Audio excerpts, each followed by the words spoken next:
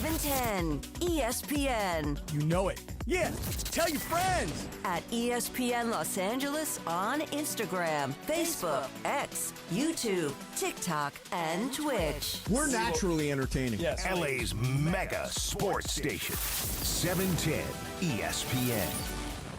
Hi, this is Sean McVay of your LA Rams. The Rams play here. KSPN, Los Angeles. 710 ESPN. A good karma brands radio station. 710 ESPN. The radio home of the purple and gold. And the home of Lakers talk. Lakers Talk is presented by Hoag Orthopedic Institute. When pain keeps you from doing what you love, Hoag Orthopedic Institute gets you back to you. Visit HoagOrthopedicInstitute.com to get the help you need today. Lakers talk is on. Here's Andy Kamenetsky. What is up, Laker fans? This is Lakers Talk, ESPN LA. I'm Andy Kamenetsky. Unfortunately, we are now officially a month into the Lakers off season. I did not expect to be, I thought I'd be vamping by now because I did not think that the Lakers would be in the finals. The finals actually begin this Thursday, and we are going to get into the finals over the course of the next 2 hours. Didn't think the Lakers would be in the finals, but I did not think that I would be already a month into the vamping, but the show continues throughout the offseason. Appreciate you all, as always, being here. Got a great show tonight. Two really good guests. First at 6:30 from Lakers Nation, going to talk with Daniel Starkin. He is the managing editor over at Lakers Nation. You guys all know the work. Trevor Lane is a guest over here. I'm going to get on Matthew Peralta at some point during the offseason, but Daniel's going to be here. He's a regular at Lakers games, regular at Lakers practices, provides a lot of coverage, knows the team very well. Follow him on Twitter at @DStarkand. So that's at 6:30. Then at 7:15, I'm going to talk with Haize, or as he's sometimes known as Petty Roosevelt. He is the co-host of the Locked On Bulls and one of the many hosts of Locked On NBA for the Locked On Podcast Network, where you can also find Locked On Lakers, available 5 days a week everywhere you get your podcasts. Monday through Friday, always free, never behind a paywall. And for the sickos who like to watch, there is a YouTube component. There you go. There you go. 3 minutes and 53 seconds in the show. And really, it's not even a full 3:53 because we didn't begin until about maybe 2 minutes into the hour. You're right. So I mean, I'd like to think that I got in this shameless plug. This could be one of the fastest ones. Yeah, exactly. I mean, outside of letting people know who I am and what this show is, I really didn't waste much time before getting here. But Haize, who hosts Locked On Bulls and Locked On NBA for the Locked On Podcast Network, he's going to join at 7:15, get some thoughts about the Lakers, but also the finals and the matchups and what is potentially at stake for both of these teams, for the entire league, depending on the outcome. And also, I think there's some things that we can learn from these playoffs, from the finals, in terms of things the Lakers may need to do, or at the very least, things the Lakers may need to consider during this offseason as they look to maximize what we all hope is going to be the Luka Doncic era. That's going to be coming up over the next couple hours, 6 to 8, Lakers talk. But we're going to begin with the finals. Pacers Thunder. The first game is Thursday, June 5th. 5:30 local time. It can be heard right here on 710 ESPN, correct? We're going to be carrying all the finals. So I don't know if this is going to be a very long series. I've gone back and forth trying to predict between Thunder in 5 and Thunder in 6.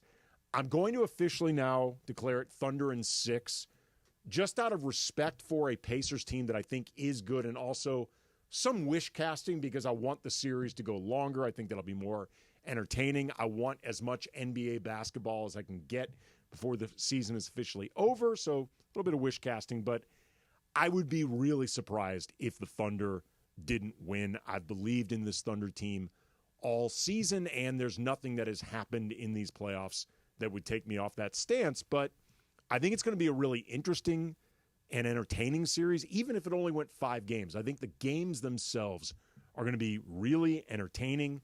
I think they're going to be really fun. You've got an elite point guard matchup between Shai Gilgeous-Alexander, the now new MVP, Tyrese Halliburton. They're going to go head-to-head. I don't think they're going to match up defensively much against each other, particularly not Halliburton guarding SGA, but also both teams have enough wing defenders that they can put on Shai, put on Tyrese Halliburton, that those guys wouldn't have to carry that type of burden. But you're talking about two really explosive, fun players who are great at making plays, but also at avoiding making mistakes. And that's going to be really key in this series. By the way, 877-710 ESPN if you want to weigh in. The Thunder play a really disruptive, chaotic style of defense. They swarm constantly. That ignites their offense. They are borderline unstoppable in transition off turnovers with all the speed and athleticism. They're averaging almost 24 points per game just off turnovers during these playoffs, about 18 points off fast breaks, which are often connected to the points off the turnovers. But the Pacers are outstanding at taking care of the ball. They have averaged the fewest points off turnovers during this playoffs. Tyrese Halliburton, maybe the best player in the league at running an offense while avoiding mistakes with the ball. Like during the playoffs, he has a nearly 5-to-1 assist-to-turnover ratio, which is insane. Like, that is incredible. And the guys behind him, the main options playmaking, they're also really good. Andrew Nembhard is about a 3-to-1 assist-to-turnover ratio. TJ McConnell, roughly the same. Like, nobody on the Pacers, I just learned this yesterday looking up some stats, and this is pretty amazing. Nobody on the Pacers is averaging 2 full turnovers per game during the playoffs. That's amazing. Yeah, I'm looking over DeAndre right now. He's shaking his head. Like, that is really good ball That's incredible. security. Yeah, it really is. But the Thunder, they're also really good, DeAndre, taking care of the ball themselves and not hurting themselves with unforced errors. So there's kind of an element of anything you can do, we can do better between OKC and the Pacers. But that being said, the Pacers do not give up on games, man. We've seen this throughout the playoffs. Like, they are mentally resilient. And even if the Thunder are controlling games, the Pacers are going to fight their asses off. They go 9-10 deep legitimately. Pascal Siakam, the now reigning Eastern Conference Finals MVP, whatever the hell that means. We're starting to. I mean, no Larry Bird Trophy. Yeah, look. No offense to Pascal Siakam, he's a really good player, and he's had a great playoffs. It just feels like a made-up trophy, but he was a key player on that title team in Toronto. Like, I don't think they can win this series unless OKC dismisses them. And if OKC dismisses them, I do think they can maybe pull off an upset. But I also want to address, too, with these playoffs, the inevitable, nobody's going to watch a series between two small market teams. Nobody cares. The league hates this, the yada, yada BS that we are going to hear ad nauseum between this day and the next 4 to 7 games of this finals. First of all, as fans, what the F do you care about whether or not these finals get big ratings or not? Like, it is really none of your business. You're not making any money off this finals. Doesn't matter. You're not watching for the Nielsen ratings. You're watching to be entertained. And if you like basketball, I think this is going to be a really good finals. I think it's going to be really entertaining. So from a fan's perspective, I have no idea why I've seen so many obsessing on Twitter, on social media, whatever, about the low ratings. Like, what do you care? Doesn't matter to you. But also from the league's perspective, man, I don't think it should matter to them. Like, I mean, I know it matters because they always care about ratings, but the reality is their TV deal's already set. They're not going to lose any money short term. It's not going to be a really big deal to them if it ends up a lower rated series against small market teams. But in the meantime, I think this is a real opportunity for the league, like something that they should actually be excited about, like a challenge maybe, but an exciting one. You've got an opportunity to organically market your MVP in Shai Gilgeous-Alexander. You've got an organic opportunity to market in the finals a Thunder team that could be the most relevant team for the rest of this decade. Small market team that is really built well for sustainability. and you've got an organic stage to put them on. You've got an organic opportunity in your finals to showcase the story of Tyrese Halliburton, who in basically 12 months went from the guy who was DNP CDs on the Olympic team and had to take it in stride, created joking memes about himself, but he's admitted, this was difficult for him. And in 12 months, he went from being the DNP CD Olympics guy to best player on a team in the finals. He's got a lot of personality. He talks a lot of bleep. He's really fun to watch. The Pacers are fun to watch. The Thunder are fun to watch. Is it as easy to market as Lakers Celtics, Lakers Knicks? Pick your two big market teams? No. But it's still, again, an organic opportunity for you to market these two teams, but also you've got to be able at some point to market this league without LeBron, without Steph, without KD being front and center. Those guys are not going to be around much longer.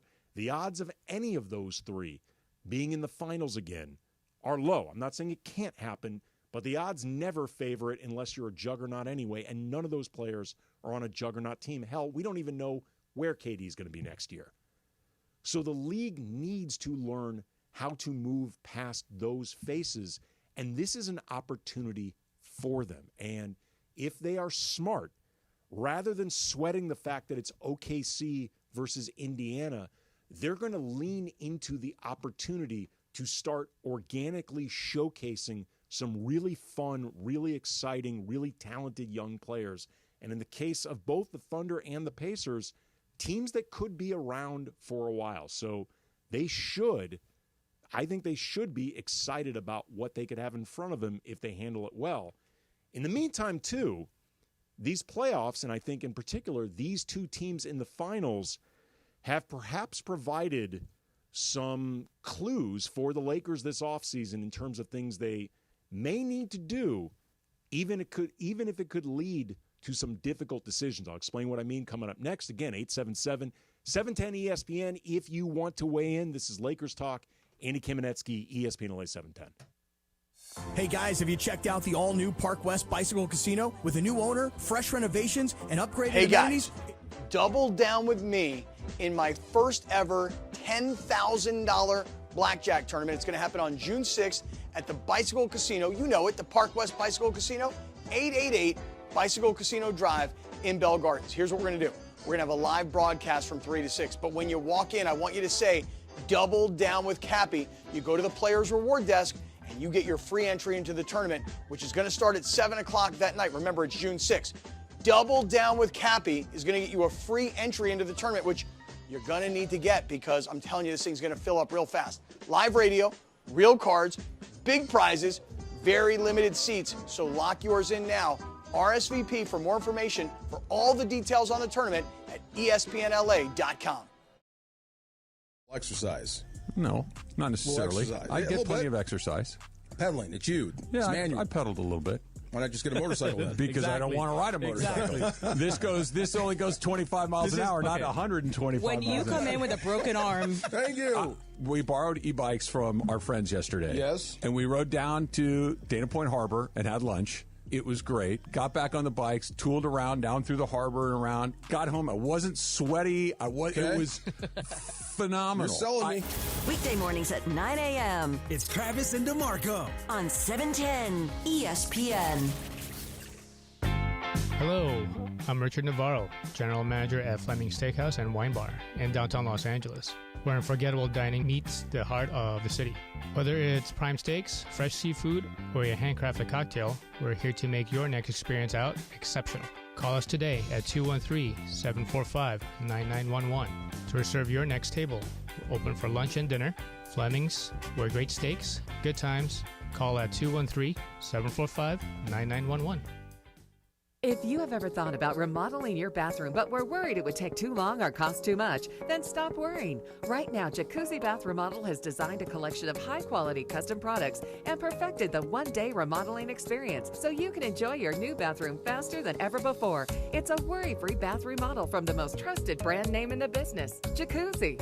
A jacuzzi bath system fits in your existing tub space. It's a no-mess installation with an amazing style selection, factory-certified installers, and a limited lifetime warranty. Call 800-717-4599. That's 800-717-4599 right now and get 50% off installation with no interest and no payments for 12 months. Replace that old bathtub today with a walk-in shower for a safer bathing experience. If you have lived in your home for over 15 years, it's time to remodel your bathroom. For a virtual or in-home appointment, call 800-717-4599. That's 800-717-4599. 800-717-4599.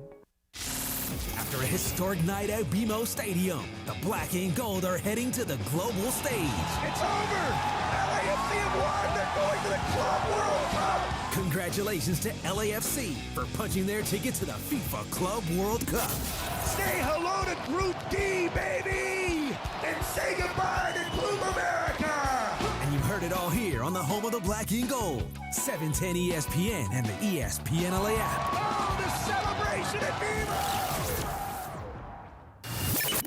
All the latest surrounding the Lake Show, right here on Lakers Talk with Andy Kamenetsky. Lakers Talk is presented by Hoag Orthopedic Institute. When pain keeps you from doing what you love, Hoag Orthopedic Institute gets you back to you. Visit HoagOrthopedicInstitute.com to get the help you need today. Now back to Lakers Talk with Andy Kamenetsky. About 15 minutes, we are going to be joined by Daniel Starkin, the managing editor of Lakers Nation. About an hour by Haize, the co-host of Locked On Bulls and Locked On NBA, to talk about the NBA at large and obviously the Lakers. Lakers Talk, Andy Kamenetsky, ESPN LA 710.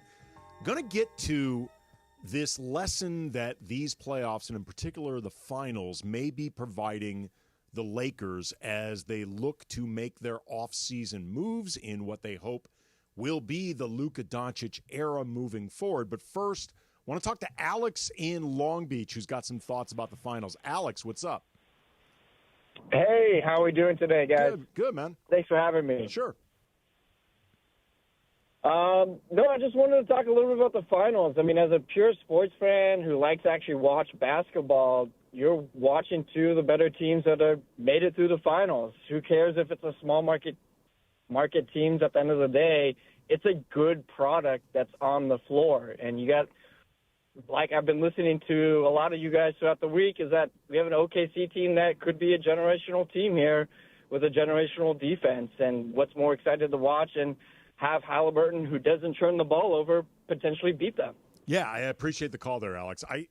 I think if you are into basketball, you should like what I think this series is going to be. Like, if you're into basketball and you're not necessarily concerned about the laundry, I think you're going to enjoy this.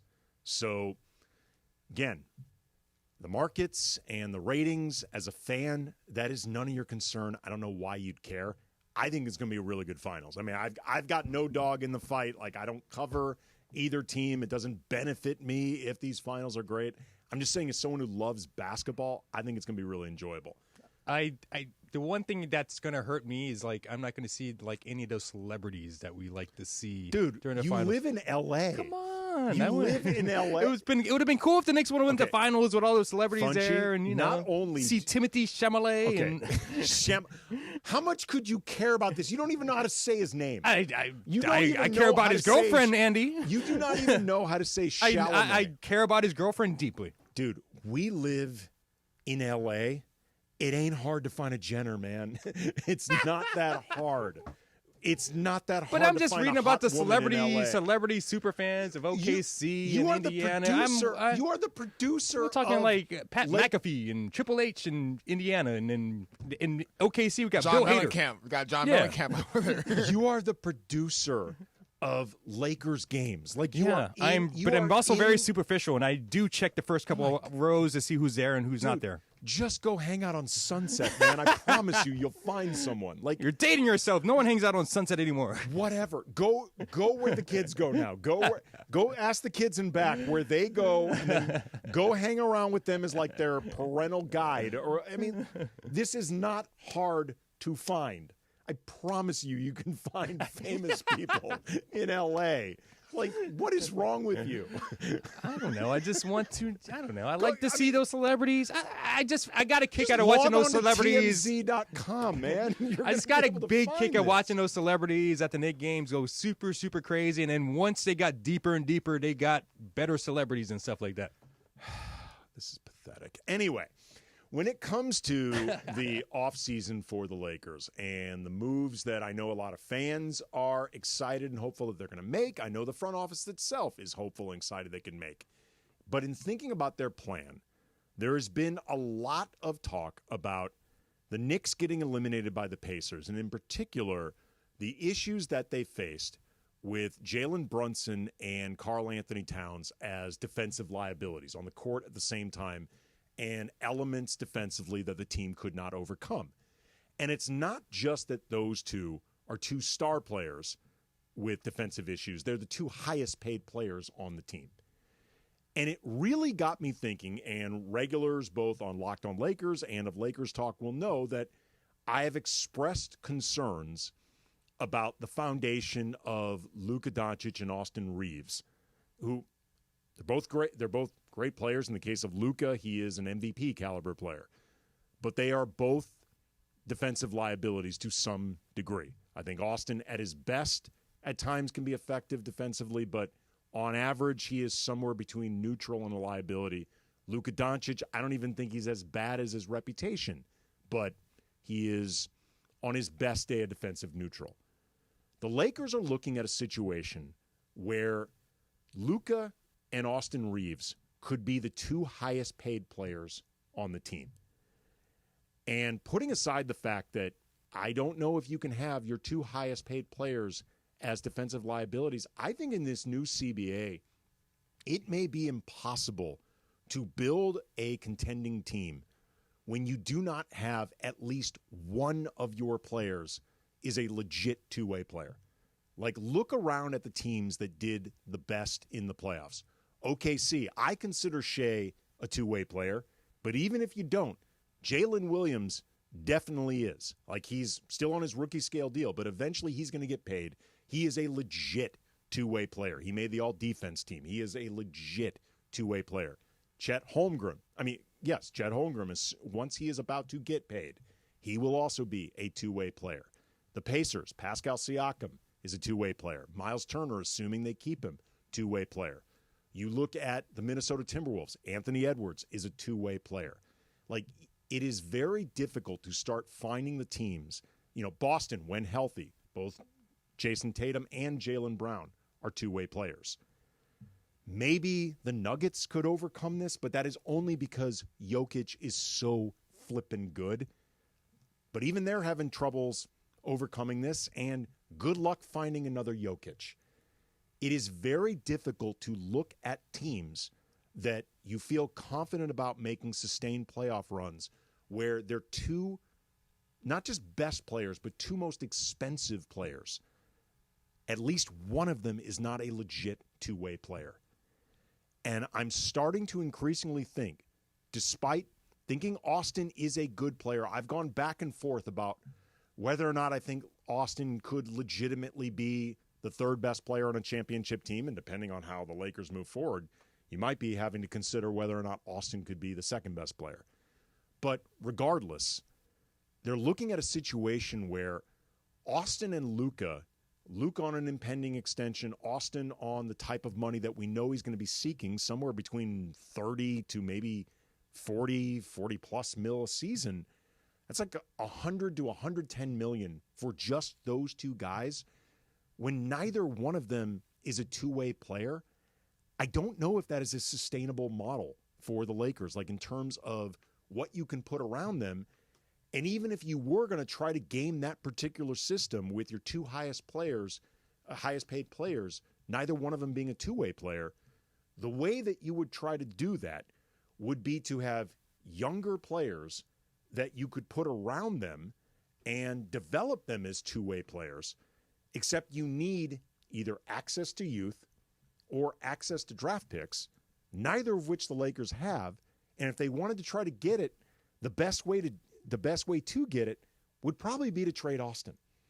So you end up in kind of a vicious circle where one way or another, I'm not even saying I want to trade Austin Reeves, but I'm increasingly becoming convinced that unless Rob Pelinka can come up with a really creative solution, and that's why Rob gets the big bucks. I mean, he is paid to be creative. He is paid to come up with solutions that, loudmouths like me can't come up with.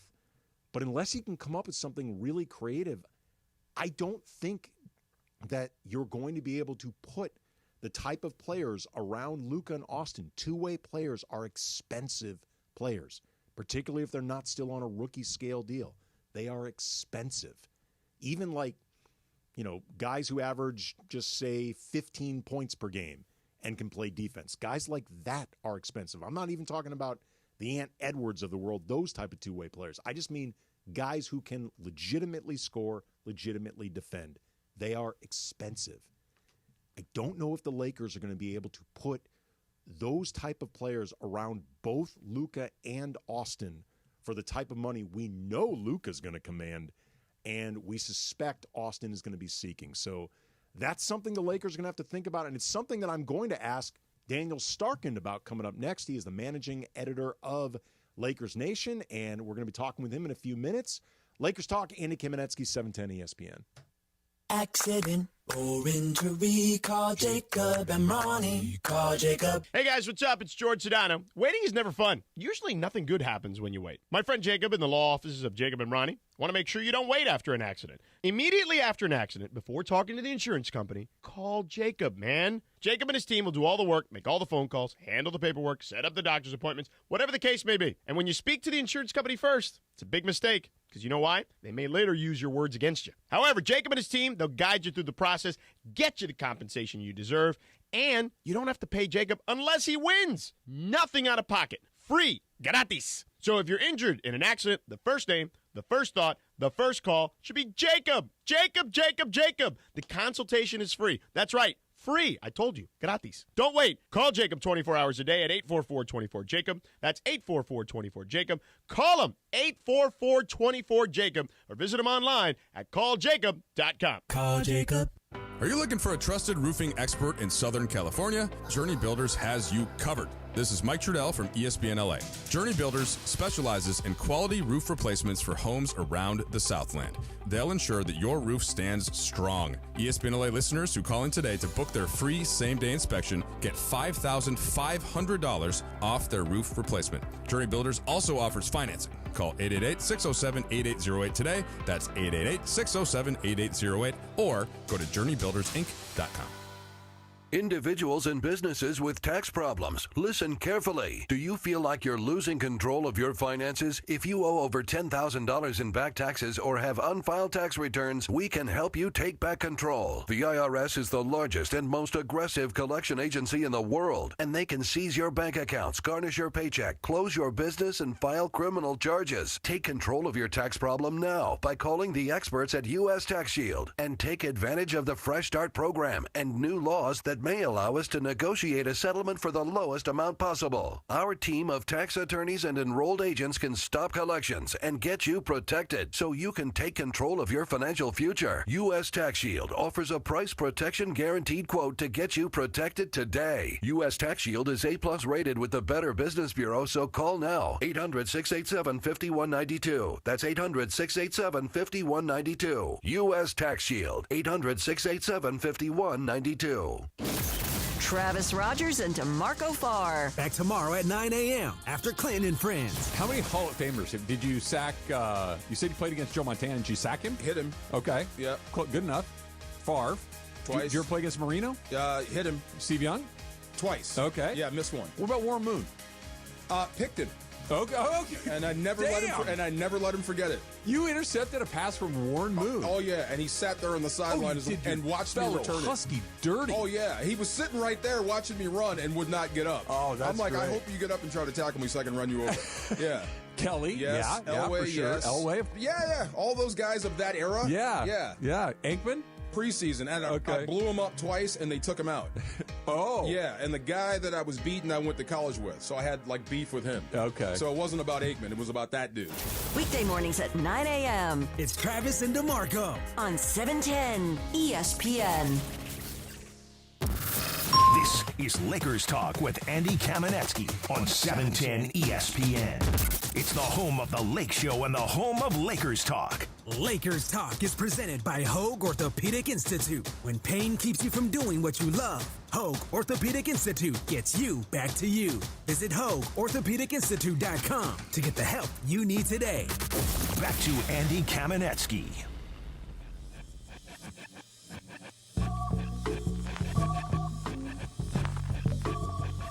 This beginning sample right here, Are You Experienced by Jimi Hendrix. I remember a friend of mine and I had like this Far Side passing me by. A friend of mine and I had like a year-long argument. This is before like Google and search engines, and it was easy to track this stuff down. I kept insisting to him that is clearly the beginning of Are You Experienced by Jimi Hendrix, and he kept saying it wasn't. And we were arguing about this for like a year before we eventually landed on it. Far Side, LA guys, by the way. That's right. Another, I believe, well, he better be an LA guy. Otherwise, he's got one hell of a commute every single day when he is at Lakers games, at Lakers practices. He is the managing editor of Lakers Nation. Daniel Starkin joining me right now. Daniel, how are you, man?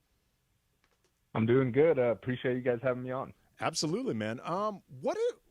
What's your general assessment of this Lakers season? Can you even evaluate it given like how much change it entailed? There was essentially three different rosters between October and April.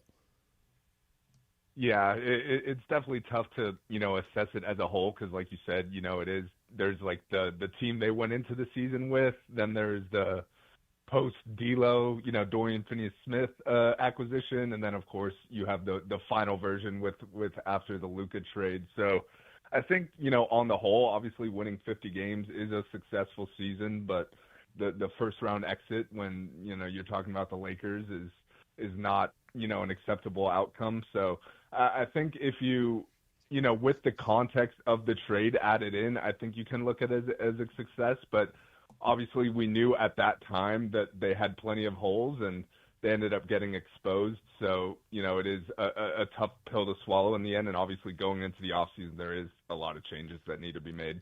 When you say they got exposed in the playoffs, Daniel, we're talking about Daniel Starkin, managing editor of Lakers Nation.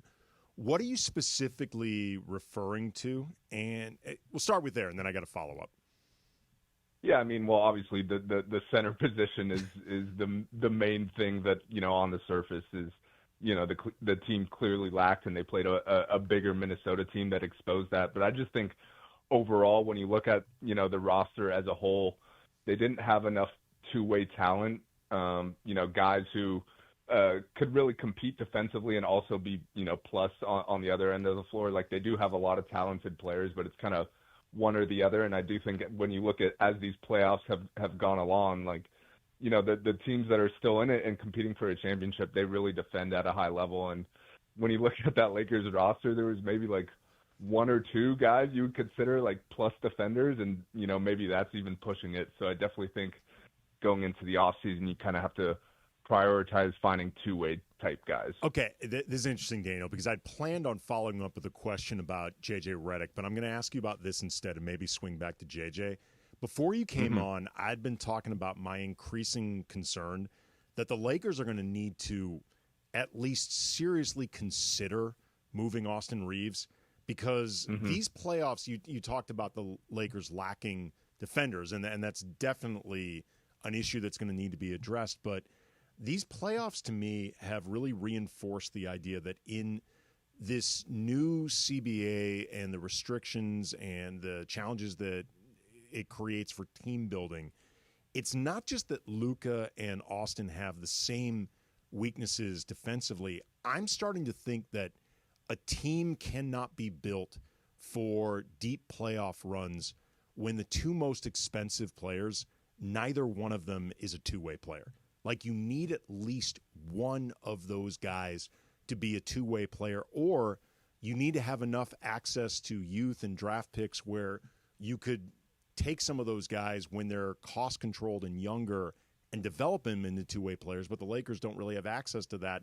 And probably the best way they would have access would be to trade Austin. So one way or another, it's not about even wanting to trade Austin. I like him. He's a good player.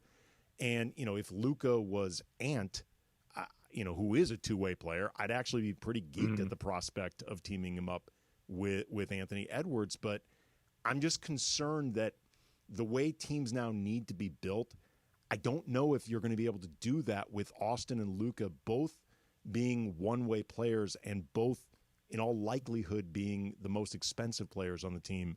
What are your thoughts on that? Yeah, no, I think that's a good point. And I mean, look, if you look at the Knicks, they were a team who, on paper, that roster is put together really well. They obviously cashed in all their assets, made a few different trades, but at the end of the day, like you said, their two best players, Brunson and Cat, just don't defend, and that's really tough to overcome. And less like you said, you're kind of replenishing, with talent through the draft or free agency, and you just have a roster full of two-way 3-and-D type guys around them. And given the limited assets that the Lakers had, it's not like they could just make those guys appear out of nowhere.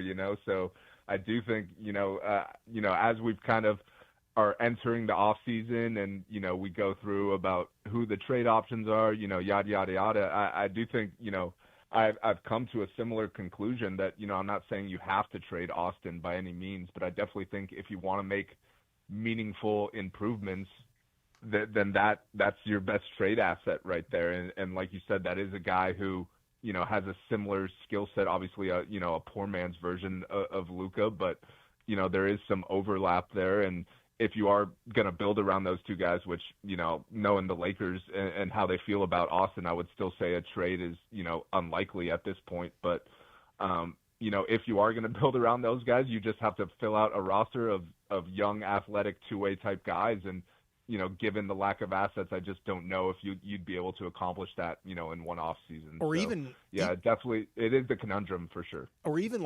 established two-way players. Daniel, talking with Daniel Starkin, the managing editor of Lakers Nation, Lakers Talk, Andy Kamenetsky, ESPN LA 710. If, say, the Lakers could trade for a guy like, I'm just throwing out a name, Josh Hart, who, he is not an incredible offensive player. He's not an incredible defensive player, but he does both well enough that I think he qualifies as at least two-way-ish enough. Even if you thought he was a poor man's two-way player, I think he's even in the vicinity. I don't know how the Lakers would obtain a guy like that on if nothing else, a good team, from a good team, a team like the Knicks. I don't know how they could do that without trading Austin. Because, again, somebody like Rui, for example, I like Rui. I don't necessarily want to see the Lakers trade Rui, but I don't know if Rui has that type of value to a team like the Knicks that's good and looking to make a run. All of these teams need the same type of players. So, again, even if you consider Austin a good player, it's just going to be difficult for the Lakers to do this in this new world with Luka. So that's going to be something that they're going to have to overcome. I was going to ask you about JJ, though, and what do you think, or what do you hope at least, he learned during these playoffs? Yeah, I mean, I definitely think it wasn't, coming off the season he had, I don't think his, personal performance in the playoffs was, what we were all hoping for, as Laker fans who have gone through coach after coach after coach since Phil. I definitely think we're looking for that long-term, answer there. And obviously during the regular season, JJ looked like that guy for sure. And I do think, it is his first postseason. So, obviously it's going to be a learning experience, but I do think he got humbled a little bit, and he did kind of display, some of his, I don't know if I want to go as far as saying arrogance, but, he does have an ego, and I think you can say it. I think it's fair. Yeah, and he's stubborn, I guess, is probably the word I was looking for. He feels he has the answers to all the tests, and of course, he doesn't want to hear from other people that are less qualified. But I do hope he uses it as a learning experience, and obviously he's the plan is to be back in the playoffs next year, and each series comes with its own individual challenges. But I would say, just learn from his mistakes, and I would say improve on the ability to make changes quicker. I guess I know he didn't have like a lot of buttons to push in that series necessarily, but it did feel like he relied on just the same 5-man group too much. And when you see in these playoffs, the OKCs, the Indianas, they've really relied on their depth, and it's worked out. So obviously, some of that comes with roster building, but I do think, JJ's ability to adjust is something he could improve on. Talking with Daniel Starkin, managing editor at Lakers Nation. Follow him on Twitter at @DStarkin. Andy Kamenetsky, Lakers Talk, ESPN LA 710. Who would you like to see the Lakers target insofar as realistic options? Like, I know everyone would love to get Giannis, but that strikes me as unlikely at best. Sure. Yeah. I definitely don't think Giannis is a realistic, option. And the answer to this question, like, I could give you two different ones. Like, there's one in a world where you are trading Austin, and that's where you kind of would probably get the most back. And if that is a scenario, I would probably call Orlando, just because I think they need like an on-ball guard, like Austin. I think he is a good fit there because, obviously the Lakers value Austin really highly, but if you are trading him, for it to work, you have to find another team that would also value him really highly. So you are getting back, good stuff, and they're not just looking at him as, a good player, but an expiring contract that you're going to have to pay good money a year from now. So, but I do think like Orlando, if you put something, together where you're getting one of their centers, either Goga or Wendell Carter, and they probably don't want to trade a Jalen Suggs, but maybe they, look at Austin as, It's funny you mention him, Daniel. If I did not feel some bit of uncertainty and nervousness about Suggs' health, he is like the perfect guard to put alongside Luka. Like he is a two-way player. Like, he's not a great scorer, but he can score enough. He is a good secondary playmaker, and that dude defends his ass off. Yeah, exactly. And if you look at, the OKC is a team that you're going to have to go through for probably years to come. So you are going to need some sort of solution to trying to, slow Shea down. And of course, there's other teams as well that, have great, perimeter play. So I do think if you are trading Austin, it has to be something like that where it's worthwhile, where you are kind of, addressing your center problem, and also, getting, like you said, a player who fits really well with Luka as a perimeter defender, can shoot a little bit, is improving in that regard. But obviously, like you said, there is the health concern there, which maybe is the only reason this is, a semi-realistic conversation, just because he is a really young, ascending player. But, that would be probably my first call if I am trading Austin. In a world where, we're holding on to Austin, you obviously have to address the center conversation. And I don't think, Nick Claxton, I don't think he's a perfect solution. He is, like, I wish he was like 20 to 30 pounds heavier. He does have like a Jackson Hayes type frame. He's like the reverse Luka. We're looking for him to put weight on as Luka loses weight. Yeah, right. Yeah, they could, put some sort of plan together for those two guys. But I do think when looking at realistic options, he might be the best one out there. Talking with Daniel Starkin, managing editor at Lakers Nation. Last question for you, Daniel. There's been some talk about, whether the Lakers truly can go in, like, all in this offseason. Like, are the options really out there for them, like, to make it worth it? And given some of the flexibility that they could have this coming offseason with everyone from LeBron to Austin to Rui, Gabe Vincent, like, a lot of money potentially at least coming off the books. The idea of the Lakers treating this as something of a gap year where, they look to try to upgrade the roster, but they don't really commit to anybody that they don't love. What are your thoughts on that potential approach?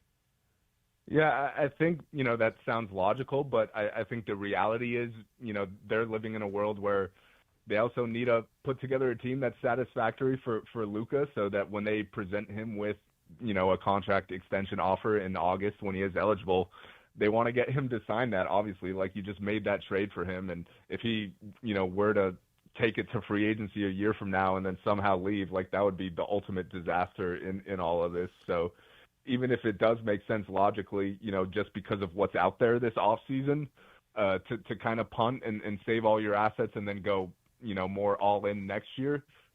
You do have to consider that, Luka is a guy who's competitive and wants to win championships right away. And you need to put together a roster that's to his liking. So he does sign that extension. And I also, I did think it was interesting. You were there too at Rob Pelinka's end of the year press conference. Like usually in the past, he has been, played it more coy as far as making moves and such. And he has, he's blamed the CBA on multiple why moves aren't getting. But I do think there was kind of a change in tone this time around at the end of the year. Like he made it seem like moves are on the way. They're gonna, use their assets to address their needs, and he expects a big offseason, not just from the Lakers, but also just around the, the league in general. So we'll see if he could kind of come through on that. But I do think they're going to at least make some sort of move so that, they could get Luka to sign that extension. He is Daniel Starkin. He is the managing editor at Lakers Nation. Follow him on Twitter at @DStarkin. Great Lakers coverage. He's a regular at games, practices, really knows the team quite well. Appreciate the time, brother. Thank you. Yeah, thanks for having me, Andy. All right, coming up next, react a little bit to what Daniel said, 877-710-ESPN if you want to weigh in. I also had a random butterfly effect thought as these finals matchups were solidified that swings, like a lot of things in the NBA, swings back to the Lakers, so might get into that as well. Lakers Talk, Andy Kamenetsky, 710 ESPN. Hey guys, double down with me in my first ever $10,000 blackjack tournament. It's going to happen on June 6th at the Bicycle Casino. You know it, the Park West Bicycle Casino, 888 Bicycle Casino Drive in Bell Gardens. Here's what we're going to do. We're going to have a live broadcast from 3 to 6. But when you walk in, I want you to say, double down with Cappy. You go to the Players Reward Desk, and you get your free entry into the tournament, which is going to start at 7 o'clock that night. Remember, it's June 6th. Double down with Cappy is going to get you a free entry into the tournament, which you're going to need to get because I'm telling you, this thing's going to fill up real fast. Live radio, real cards, big prizes, very limited seats. So lock yours in now. RSVP for more information for all the details on the tournament at ESPNLA.com. PM sharp. Live radio, real cards, big prizes. Seats are very limited, so lock in yours now. RSVP for more info on the tournament details at ESPNLA.com. Hey guys, it's Sedano. Flashy discounts, gimmicky sales? Don't fall for it. At Hernandez Wholesale Flooring, we give you honest, wholesale pricing all year long. No bogus markups, no tricks, just the best floors at the best prices. Call 866-62-FLOOR. No sale beats wholesale. Hernandez Wholesale Flooring, check them out at hernandezwholesaleflooring.net or call them at 866-62-FLOOR. For the best prices on hardwood, carpet, and more, call 866-62-FLOOR.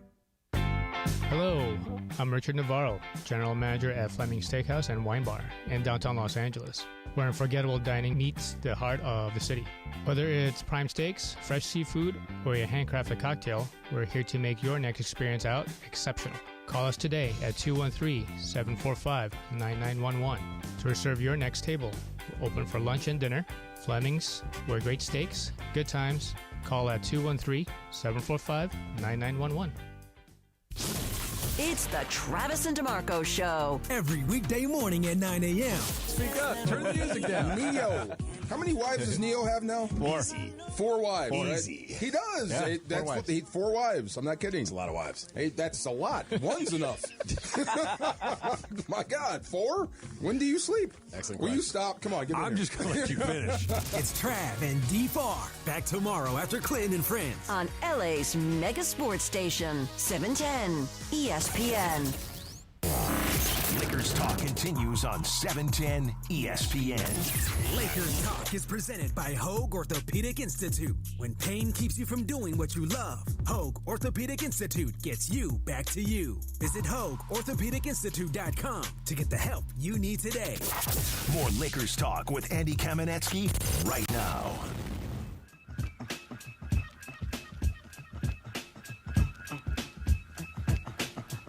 If I'd known this was going to happen, I would have worn the Tribe Called Quest shirt that Mike Trudell kindly provided me.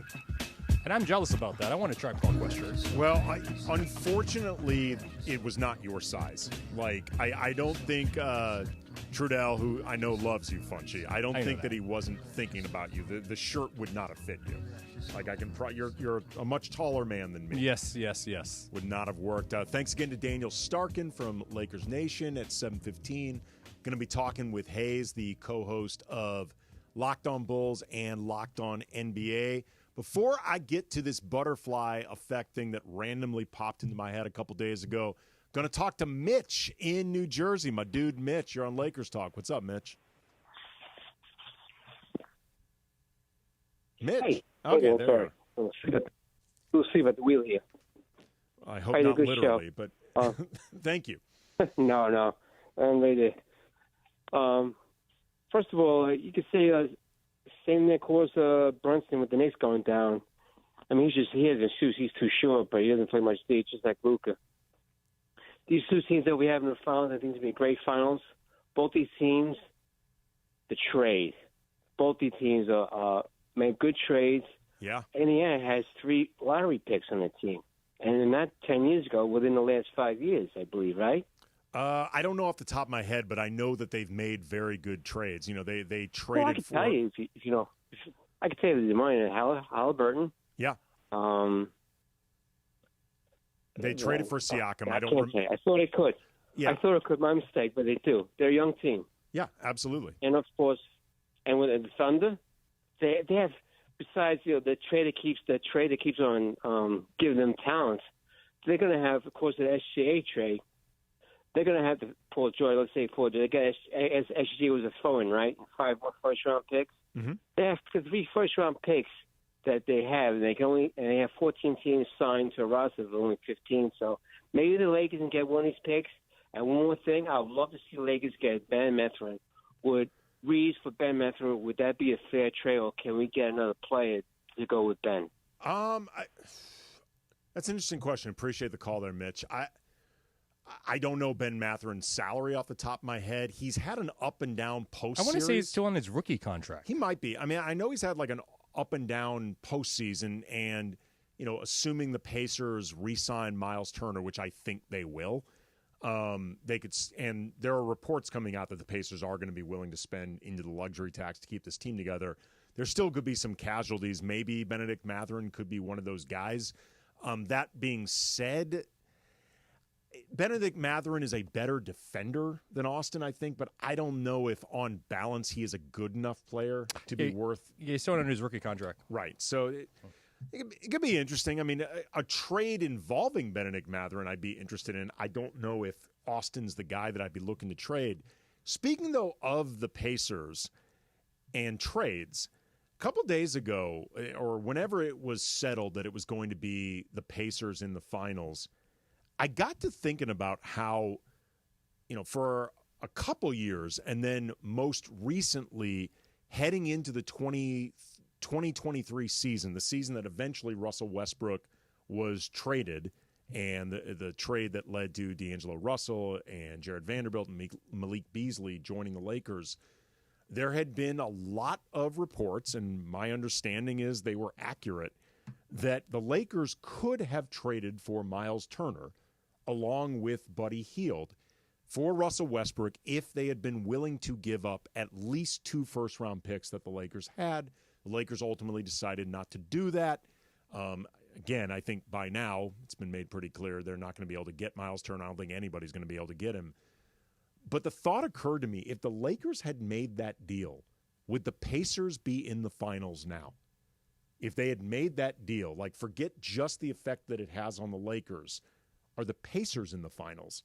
And I reached out to Tony East, who covers the Pacers for Locked On Pacers. And I asked him this, and his response was absolutely not.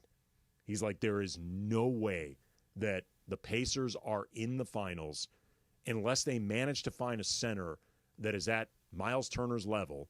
And there aren't that many to begin with, much less that would have been available for Indiana. So it just raises, the what-if factor, not just for the Lakers if they had made this trade, because then whether you're talking about teaming up Miles Turner and Anthony Davis moving forward, which I think would have worked really well on both sides of the ball, and that's why I pleaded very loudly for the Lakers to make that deal. They ultimately decided not to, but I'm like, that could work extremely well. Miles Turner, I think, is only like 27, something like that, 28, still in his prime. Or AD still gets traded for Luka, but you've got a center that you can pair with Luka. He's not like a rim-running lob threat center, but he's a center that could work with Luka. He can stretch the floor. He can defend the lane. Like, you could do worse than Miles Turner with Luka. But then also think about what this does for the Pacers and the entire Eastern Conference right now at a time where the Celtics are in a bit of flux because of Jason Tatum's injury. You know, the Knicks had a good season, but they're looking a little vulnerable. There's questions about whether or not the Cavs may need to shake things up again, or should they just not worry because there were injuries. Like, all these different things that can happen. It's a reminder there's always a butterfly effect in the NBA. You know what I mean, DeAndre? Like, just things affect other things in ways that you may not notice in the moment, but in hindsight, you're like, oh, wow. It's always funny that Miles Turner's name was always linked to the Lakers, too. Obviously before this whole playoff run, but I wouldn't mind having him if that were the case. Dude, honestly, I begged very, very loudly and repeatedly to a front office that clearly does not listen to me. I was like, do this, man, please. I was like, Miles Turner is the best player you're going to get for Russell Westbrook. And as it turned out, I was correct. Like, you know, D'Angelo Russell had some good games with the Lakers, but he's not as good as Miles Turner. There was nobody else linked to the Lakers as good as Miles Turner. So you were saying that, like, if the Lakers were to get Miles Turner, could the AD trade still would have went through with Luka Doncic and stuff like that? Say if that trade wasn't to go through and they were to keep Anthony Davis with Miles Turner, wouldn't that still be a great Lakers team? Yes. Yes. Like, I mean, you've got a front court foundation moving forward that I think could really work well on both sides of the ball.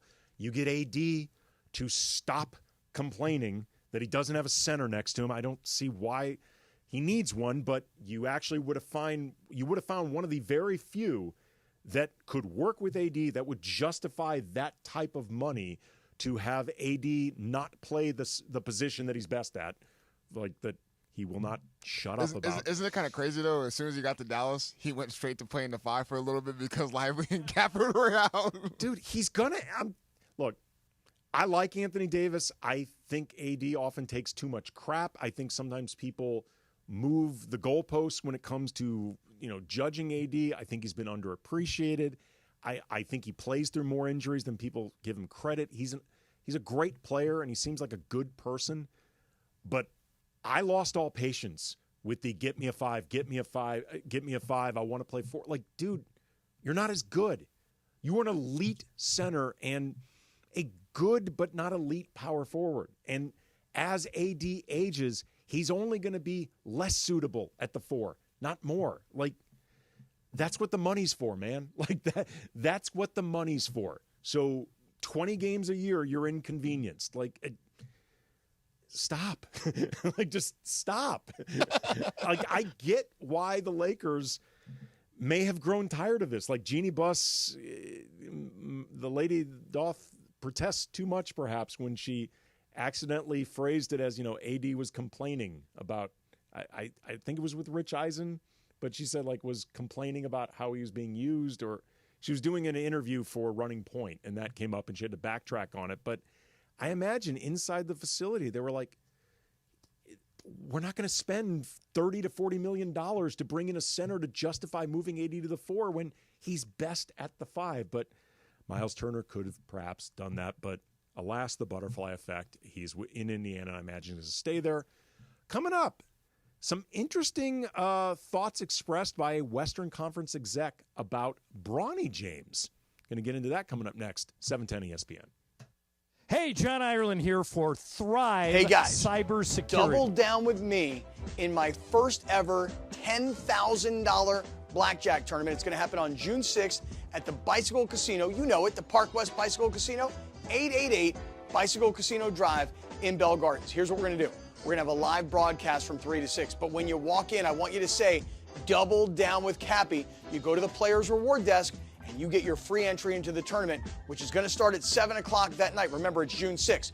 Double Down with Cappy is going to get you a free entry into the tournament, which you're going to need to get because I'm telling you, this thing's going to fill up real fast. Live radio, real cards, big prizes, very limited seats, so lock yours in now.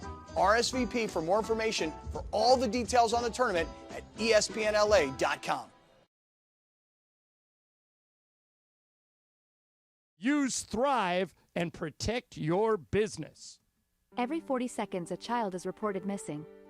That's 2,000 children every single day. It's a heart-wrenching reality that we can no longer ignore.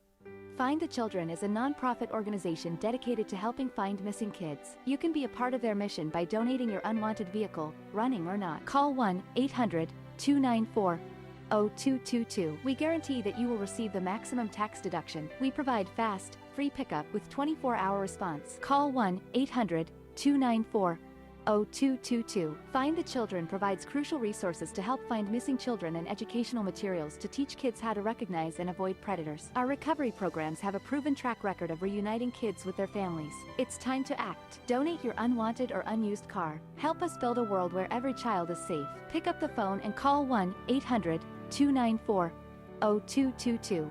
Together, we can bring these kids home safely. This advertisement was paid for in partnership with Cars R Us and Find the Children.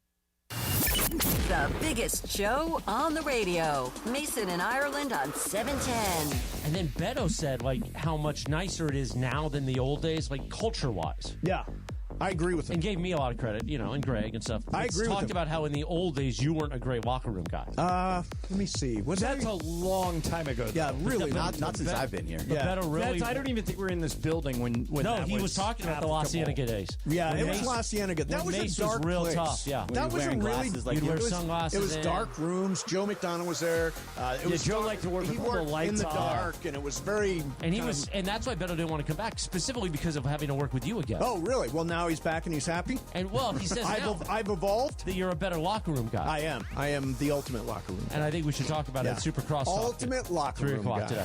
The OGs of LA Sports Radio. Tomorrow at noon. Mason and Ireland on 710 ESPN. 710 ESPN, your home for the 17-time world champion Lakers. KSPN Los Angeles, a good karma brands radio station. 710 ESPN, the radio home of the purple and gold, and the home of Lakers talk.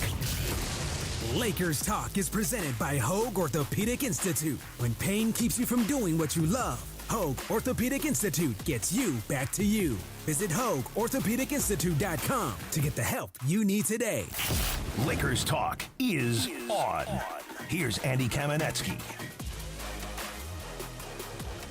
Lakers talk from now till 8 p.m. Andy Kamenetsky, ESPN LA 710, going to be joined in about 15 minutes by Haize, the co-host of Locked On Bulls and Locked On NBA for the Locked On Podcast Network. And first of all, I don't know if I'm going to get into it today, but might over the next hour, but definitely in the next show. Either way, teasing a, cannot emphasize this enough, fake trade. Very, very fake trade that I came up with. It's not even somebody else's fake trade. It's I came up with this trade. But it was with the idea of how radically, but still realistically, could the Lakers remake the roster with my goal of balancing it more on both sides of the ball and creating less positional redundancy. There's a lot of guys on this team right now who could play the four, certainly defensively. You could argue that LeBron, Luka, Rui, and DFS defensively are all best suited to guard fours.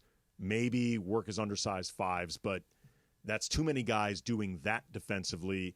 You've got some redundancy that we talked about earlier between Austin Reeves and Luka Doncic in terms of being defensive liabilities, very offense-first guards. There's a lot of one-way players on either side of the ball on this team. So I was thinking about ways that realistically, it would be radical, but I think realistically, the Lakers could look to rebalance the roster, have less positional redundancy, still operating within apron world, as Rob Pelinka likes to call it.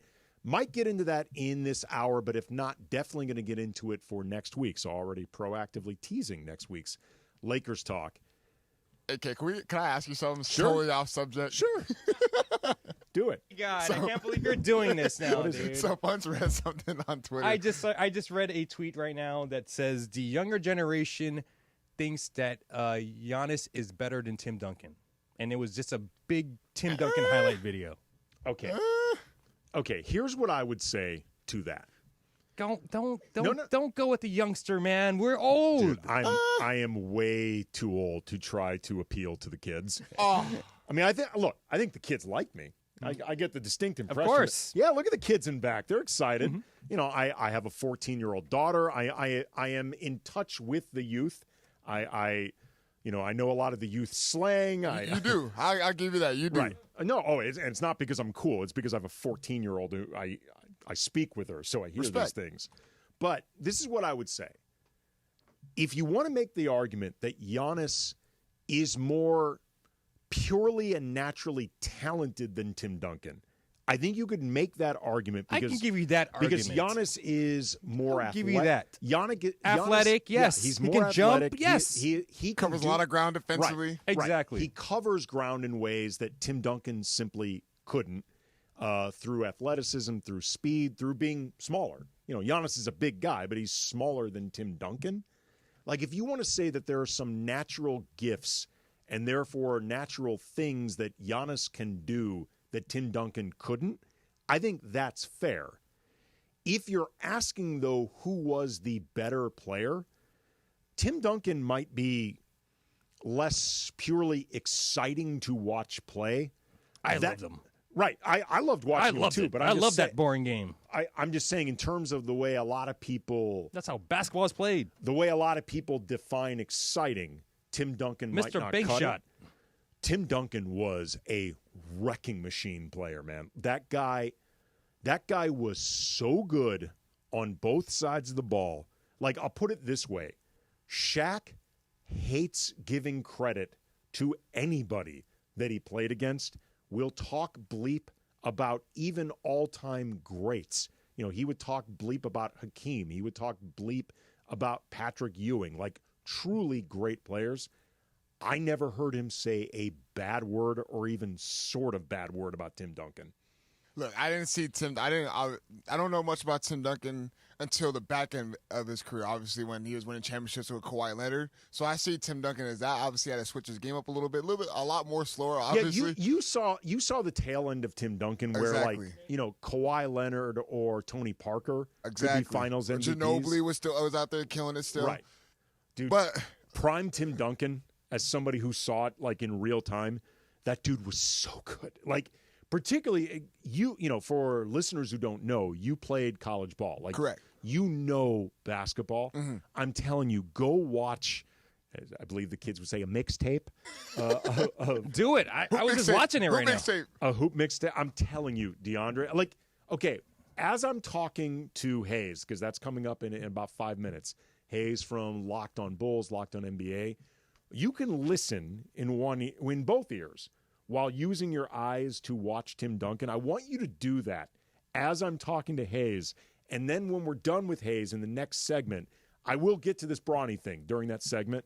But I also want to get your reaction to prime Tim Duncan, DeAndre. Look, I'm not discrediting what Tim Duncan has done as far as his career. I know you're not trying I'm just to. saying, I've seen Tim Duncan on the tail end of his career. Right. So I'm saying I want you to find, look for Tim Duncan 2003 or 2005 or 2000, like anywhere like 2000 to 2005. Got you. Look for that specifically.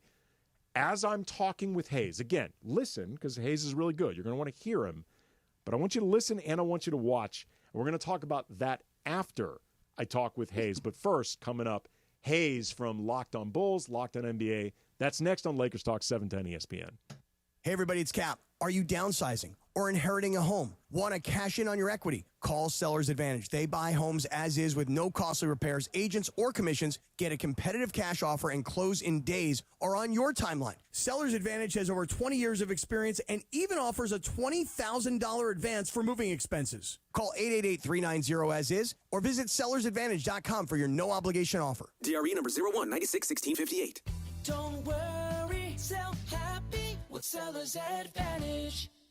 Are you looking for a trusted roofing expert in Southern California? Journey Builders has you covered. This is Mike Trudell from ESPN LA. Journey Builders specializes in quality roof replacements for homes around the Southland.